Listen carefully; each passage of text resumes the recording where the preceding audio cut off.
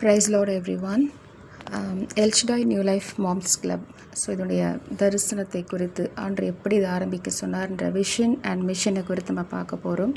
So கர்த்தராகிய இயேசு கிறிஸ்துவின் ஈடிணையற்ற நாமத்தினாலே இதை பார்த்து கொண்டிருக்கிறதை கேட்டுக்கொண்டிருக்கிற ஒவ்வொருவருக்கும் என் அன்பின் வாழ்த்துக்களை தெரிவித்துக் கொள்கிறேன். El Shaddai new life moms and women's club எப்பொழுது ஆரம்பிக்கப்பட்டது என்றால் 2020 ஆண்டு ஜூலை மாதம் 14 ஆரம்பிக்கப்பட்டது. ஆனால் இதற்கு முன்பதாகவே 2012 ஆண்டே ஆண்டவர் வசனத்தை கொடுத்தார். அது என்னவென்றால் புலம்பல் 2 அதிகாரம் 18 வசனம் 19 வசனம் நான் வாசிக்கின்றேன். அவள் இருதயம் ஆண்டவரை நோக்கி கூப்பிடுகிறது. சியோன் குமாரத்தின் மதிலே இரவும் பகலும் நதி அவ்வளவு கண்ணீர் விடு, ஓய்ந்திராதே, உன் கண்ணின் கருப்பு விழியை சும்மா இருக்க ஒட்டாதே. எழுந்திரு, ராத்திரியிலே முதல் சாமத்தில் கூப்பிடு, ஆண்டவரின் சமூகத்தில் உன் இருதயத்தை தண்ணீரை போல ஊற்றிவிடு. எல்லா தெருக்களின் முனையிலும் பசியினால் மூச்சித்து போகிற உன் குழந்தைகளின் பிராணனுக்காக உன் கைகளை அவரிடத்திற்கு ஏறெடு அப்படின்ற வசனத்தை ஆண்டவர் எனக்கு கொடுத்தார். ஸோ இந்த வசனத்தின் அர்த்தம் எனக்கு முழுமையாக புரிந்து கொள்ள முடியவில்லை. ஆனால் முதல் ஜாமத்தில் இரவு நேரங்களில் ஜெபிக்க வேண்டும் என்று சொல்லி குழந்தைகளுக்காக ஜெபிக்க வேண்டும் என்று புரிந்து கொண்டு குழந்தைகளுக்காக ஜெபிக்க ஆரம்பித்தேன். ஸோ இரவு நேரம் 11 மணி அளவில் இரவு நேரங்கள் நிறைய நேரங்களில் பார்த்திங்கன்னா அந்த குழந்தைகளுக்காக அந்த பாரத்தோடு கூட அந்த ஜெபிக்கின்ற அந்த பாரத்தை ஆண்டவர் கொடுத்தார். ஸோ 8 வருஷங்களுக்கு மேலே அப்படியே ஜெபித்து கொண்டே வந்துட்டு இருந்தோம். அப்போது 2019 பார்த்திங்கன்னா ஸோ எங்களுடைய கேர்சல் லீடரோடைய மகள் யூஎஸ்ல இருந்தாங்க. ஸோ அவங்களுக்கு திருமணமாகி அவங்க பல கஷ்டங்களுக்கு பிறகு கருத்தரித்தாங்க. சில வருடங்களுக்கு பிறகு கருத்தரித்தாங்க. ஸோ அவங்க ஓகே ஸோ ஒரு மதர் கேர் வேணும்னு சொல்லி அவங்க என்ன பண்ணாங்க, யூஎஸ்ஏலேருந்து இந்தியா வந்துட்டாங்க. ஸோ இங்கேருந்து சுகப்பிரசவத்துக்காக நாங்கள் எல்லாருமே அவங்களுக்கு கேர் பண்ணி ஜோம் பண்ணிகிட்டே இருந்தோம். ஸோ 6 மாதத்துலேயே பார்த்திங்கன்னா அந்த பேபி பிறந்துடுச்சு. ஸோ 2 days உயிரோடு கூட இருந்தது. ஸோ நாங்கள் எல்லாமே ஜெபிச்சுட்டு இருந்தோம், எப்படியாவது இந்த குழந்தை பிழைக்கணும். ஏன்னா அவங்க அந்த தாய் அவ்வளோ ஒரு கஷ்டப்பட்டாங்க. ஒவ்வொரு நாளுமே அதை சுமக்கிறதுக்கு அவ்வளோ கஷ்டப்பட்டாங்க.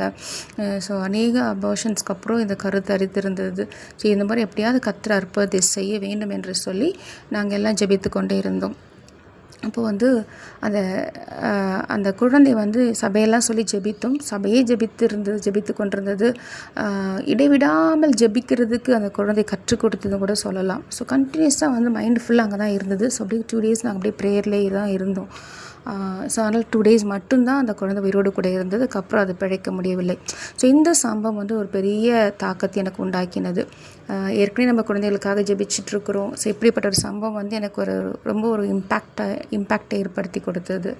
அப்படியே கண்டினியூஸாக பார்க்கும்போது லாக்டவுன் வந்துருச்சு. 2020 லாக்டவுன் வந்துருச்சு.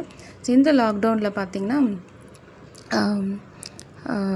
இந்த ஆன்லைன் ப்ரேயர் ஸ்டார்ட் பண்ணுவோம் இல்லையா, நம்ம தேசத்துக்காக ஜெபம் பண்ண ஆரம்பித்தோம். ஸோ எல்டர்ஸ் நாங்கள் கேர்சல் லீடர்ஸ் நாங்கள் NLEG சர்ச்சுக்கு போகிறதுனால அங்கே கேர்சல்ஸ் இருக்கும். ஸோ அந்த கேர்சல் லீடர்ஸ் எல்லாம் ஒன்று சேர்ந்து நாங்கள் என்ன பண்ணோம், ஒரு 4 பேர் மட்டும் ப்ரேயர் பண்ண ஆரம்பித்தோம். ஸோ அப்போ அந்த ப்ரேயர் பண்ணும்போது நிறைய ஜெப குறிப்புகள் என்ன வந்ததுன்னு பார்த்திங்கன்னா, பிறந்த குழந்தை ICUவில் இருக்குது அப்படின்ற நிறைய குழந்தைங்களுக்கு விரோதமான காரியங்களை குறித்து நிறைய ஜெப குறிப்புகள் வந்துகிட்டே இருந்தது. ஸோ இதுவே எனக்கு ரொம்ப என்னை யோசிக்க வச்சு ஒரு பாரத்தை குழந்தைகளுக்கு குறித்தான ஒரு பாரத்தை அகைன் ஆண்டவர் எனக்கு கொடுத்து கொண்டே இருந்தார். அதுக்கப்புறம் இந்த காரியங்கள்லாம் பார்க்கும் பொழுது ஆண்டவர் சொன்னார், El Shaddai new life moms club இது ஆரம்பிக்கணும், தாய்மார்களுக்காக ஜெபிக்க ஆரம்பிக்கணும், குழந்தைகளுக்காக ஜெபிக்க ஆரம்பிக்கணும். ஸோ பிறந்த குழந்தைக்கு பாதுகாப்பு இல்லைன்னும் போது நம்ம என்ன பண்ணணும், வயிற்றில் இருக்கும்பொழுதே நம்ம ப்ரே பண்ணணும். ஸோ அதனால் ப்ரெக்னென்ட் மாம்ஸ் அவங்களுக்காக ப்ரே பண்ணணுன்ற இப்படிப்பட்ட காரியங்கள்லாம் ஆண்டவர் எங்களோட கூட பேசிக்கொண்டே இருந்தார். ஸோ இந்த எல்ஷடாய் என்ற நான் அவருடைய நாமத்தையும் கொடுத்து இப்படிப்பட்ட ஒரு ப்ரேயர் குரூப் ஆரம்பிக்கிறதுக்கு ஆண்டவர் துரிதப்படுத்தி கொண்டே இருந்தார். ஸோ நான் அப்படியே டிலே பண்ணிகிட்டே இருந்தேன். ஸோ எமர்ஜென்சி ப்ரேயர் சீக்கிரமாக ஸ்டார்ட் பண்ணோன்ற அந்த உணர்வு, அந்த வார்த்தைகள் கொண்டே இருந்தது. அப்பயும் நான் ரொம்ப டிலே பண்ணும்போது பேபிஸ் க்ரையிங் பேட்லின்ற அந்த ஒரு பிட் பேப்பர் என் கையில் வீட்டில் தான் இருந்தது, என் கையில் கிடச்சிது. என்னடா இது ஆண்டவர் ரொம்ப பயங்கரமாக பேசுகிறாருன்னு சொல்லிட்டு அந்த லாக்டவுன் டைமில் நான் ரொம்ப உணர்த்தப்பட்டு துரிதப்படுத்தப்பட்டேன். ஸோ இப்படிப்பட்ட ப்ரேயர் ஆரம்பிக்கணும் அப்படின்னு சொல்லி அப்போது நாங்கள் வந்து இதை நான் குரூப்பில் சொல்லும் பொழுது அதுக்காக வீக்லி ஒன்ஸ் வந்து இந்த விசேஷ ப்ரேயராக நடத்திட்டுருந்தோம். ஸோ இதை வந்து பாஸ்ட்ரம்மா, நம்முடைய என்எல்ஏச்சி பாஸ்ட்ரம்மா மிஸ்ஸஸ் கெர்சியால் மோகன் அவர்கள் வந்து இதை வந்து ஆன்லைன்லேயே வந்து ப்ரேயர் பண்ணி ஆரம்பித்து வைத்தாங்க, எங்களை உற்சாகப்படுத்தினாங்க. ஸோ 2 டைம்ஸ் வந்து அகெயின் அதுக்கப்புறம் லாக்டவுன் முடிஞ்ச பிறகு இதை சாட்சியாக வந்து சர்ச்லலாம் சபையில் வந்து சொல்ல வச்சாங்க. ஸோ அவங்கள அதிகமாக எங்களை உற்சாகப்படுத்தி நடத்திட்டு வந்தாங்க. ஸோ இந்த குரூப்பு வந்து எல்ஸ்டன் நியூ லைஃப் மாம்ஸ் கிளப் அப்படின்ற பேரை கொடுத்து இதை ஆரம்பித்து எவ்ரி தேர்ஸ்டேயில் வந்து நாங்கள் 7:30க்கு இந்த ப்ரேயர் ஒரு 1.5 hours போயிட்டுருக்கோம். ஸோ குழந்தைகளுக்காக ஜெபிக்க ஆரம்பித்தோம். ஸோ ப்ரெக்னென்ட் லேடிஸ், ஸோ வயிற்று வளரும் பொழுதே ப்ரே பண்ணணும். ஸோ அந்த தாய்க்கு வந்து ஒரு சுகம் வேணும் அப்படின்னு சொல்லி எந்த ஒரு காம்ப்ளிகேஷனும் வரக்கூடாது சொல்லி தாய்க்காக ஜெபிக்க ஆரம்பித்தோம். அதுக்கப்புறம் பார்த்திங்கன்னா குழந்தை பாக்கியம் இல்லாத லிஸ்ட்டு பெரிய லிஸ்ட்டாக இருக்குது.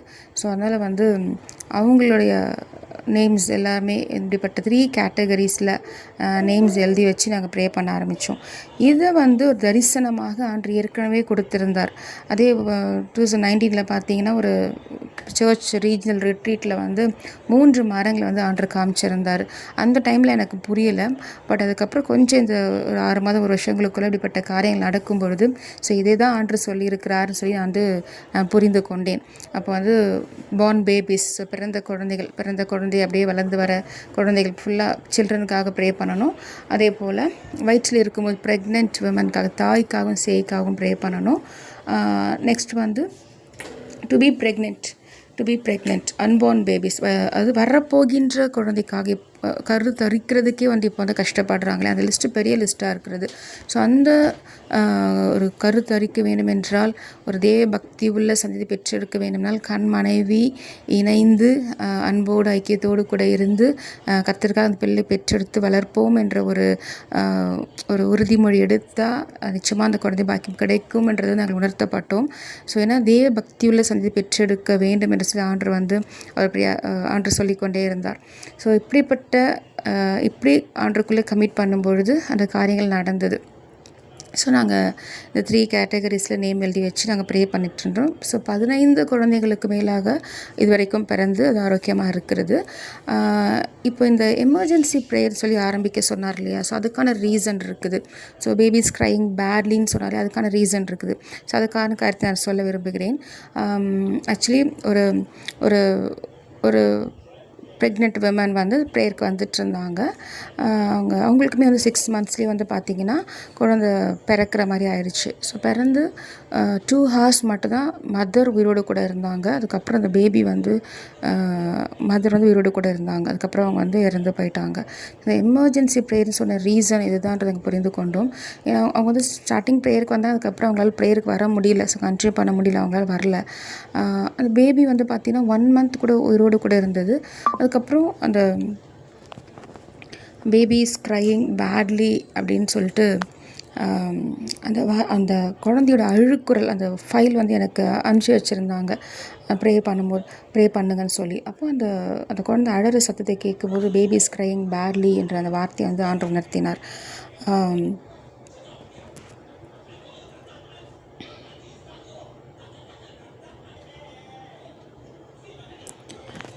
ஸோ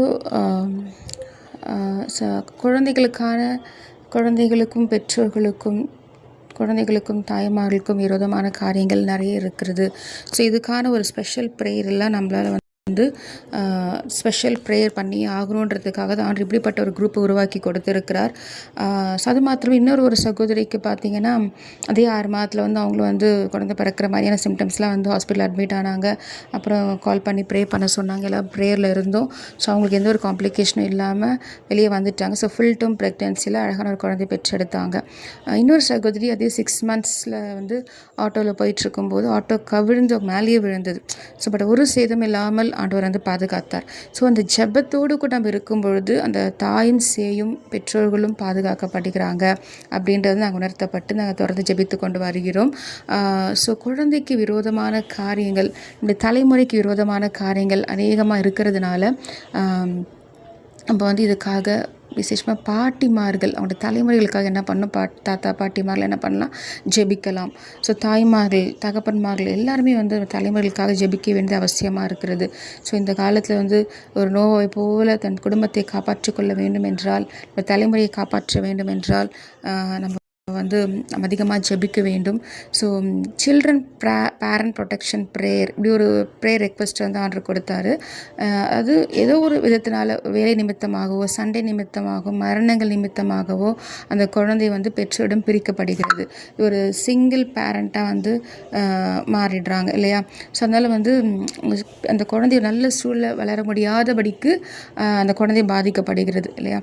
ஸோ இப்படிப்பட்ட காரியங்களுக்கு நம்ம எதிர்த்து நிற்கணும். ஸோ இப்படிப்பட்ட சூழ்நிலைக்கு நம்ம அனுமதி கொடுக்காத அளவுக்கு நம்ம ஜெபத்தோடு கூட நம்ம என்ன பண்ணணும், நம்ம ஒற்றுமையோடு கூட கணவன் மனைவி ஒற்றுமையோடு கூட இருந்து அந்த பிள்ளையை என்ன பண்ணணும், வளர்க்கணும். ஸோ சின்ன சின்ன விஷயங்களுக்காக கணவன் மனைவி என்ன பண்ணுறாங்க, சண்டை போட்டு பிரிந்துடுறாங்க. ஸோ இதனால் பிள்ளைங்க வந்து அந்த உண்மையான அன்பு கண்மனைக்குள்ளே இல்லாததுனால குழந்தைகள் பாதிக்கப்படும். ஸ்பீச் டிலே ஆகுது, அவங்க போடுற சண்டையை பார்த்து ஸ்பீச் டிலே ஆகுது, ஆட்டிசம் அப்புறம் ஹைப்பர் ஆக்டிவிட்டி போன்ற நிறைய காரியங்களை வந்து பாதிக்கப்படுறாங்க. ஸோ இதெல்லாம் பார்க்கும்பொழுது ஆண்டவர் கொடுத்த அந்த வசனம் அந்த புலம்பல் 2:18-19 வாசிக்கும் பொழுது அந்த குழந்தை பசினால் மூர்ச்சித்து போகின்ற குழந்தை வந்து பசி இல்லை, ஆனால் அதுக்கு தேவையான அன்பு கிடைக்கல, தேவையான ஆரோக்கியமான ஒரு வாழ்வு அதுக்கு கிடைக்காம கஷ்டப்படுறது இங்கே பார்க்க முடிகிறது.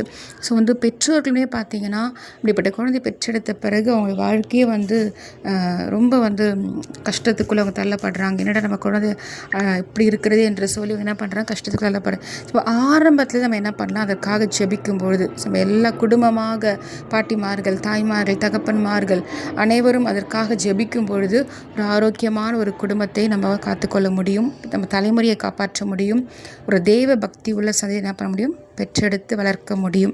ஸோ அதுக்காக தான் தாய்மார்களை நாம் அழைக்கப்பட்டிருக்கிறோம். ஸோ நம்ம வந்து ஒர்க் பண்ணுறோன்னு சொல்லிட்டு ஒர்க்லேயே நம்ம வந்து கான்சன்ட்ரேட் பண்ணிகிட்டு இருந்தோம்னு சொன்னால் நம்முடைய பிள்ளைகளை காப்பாற்ற முடியாது, நம்முடைய தலைமுறைகளையும் நம்மளால் காப்பாற்ற முடியாது. ஸோ இதுக்காக ஆண்டவர் வந்து பாரப்பட்டு தான் இப்படிப்பட்ட ஒரு கிளப்பை வந்து ஏற்படுத்தி கொடுத்து ஒவ்வொரு நாளும் ஜெபிப்பதற்கு கற்றுக் கொடுத்து கொண்டிருக்கிறார். இன்னும் அநேக காரியங்கள் இருக்கிறது. ஸோ இதுதான் இவ்வளோ தூரம் ஆர்டர் கொண்டு வந்திருக்கிறார். தேவநாமம் மகிமைப்படுவதாக. ஸோ இந்த கடைசி காலத்தில் நாம் எல்லோரும் ஒன்று சேர்ந்து நம்முடைய குடும்பங்களுக்காக பிள்ளைகளுக்காக ஜெபிப்போம். God bless you all.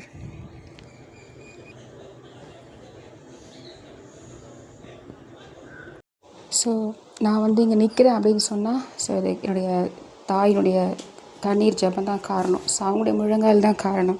So அதனால் வந்து ஒரு தாயுடைய ஜெபம் வந்து மிகவும் அவசியமாக இருக்கிறது. ஸோ இன்றைக்கி வந்து இவ்வளோ தூரம் இந்த உலகத்தில் எவ்வளோ கஷ்டங்கள் கண்ணீர்கள் பாடுகள் என்ன வந்தாலும் வந்து நம்ம கர்த்தருக்குள்ளே இருக்கிறதுனால தான் நிற்க முடிகிறது. ஸோ கர்த்தருக்குள்ளே ஆண்டவரை அறிந்ததுனால தான், கர்த்தரால் போதிக்கப்பட்டதுனால தான் நம்ம வந்து கர்த்தருக்குள்ளே நிற்க முடிகிறது. ஸோ இன்றைக்கி ஒரு சாட்சியாக நிற்கிறேன் அப்படின்னு சொன்னால், இவ்வளோ தூரம் ஆண்டு நடத்தி கொண்டு வந்திருக்கிறாரு சொன்னால் தேவனுடைய நாமம் மகிமைப்படுவதாக. ஸோ இதுக்கு எல்லாமே முக்கால்வாசி பார்த்திங்கன்னா 99.9% வந்து ஒரு தாயினுடைய அந்த முழங்கால் ஜெபம் தான். ஸோ என்னை ஜெபிக்க வைத்தது வந்து அவங்க வந்து என்னை ஜெபின்னு சொன்னதை விட அவங்க பண்ணுறதை பார்த்துட்டு நானும் ஜெபிக்கணுன்ற நைன்த் ஸ்டாண்டர்ட் படிக்கும்போதே எனக்கு ஒரு ஆர்வம் வந்துருச்சு. ஸோ முழங்கால் பட்டு ஜெபிக்கணும் அப்படின்ற ஒரு நல்ல ஆண்டுக்குள்ளே வளருவதற்கு அவங்க ரோல் மாடலாக இருந்திருக்காங்க.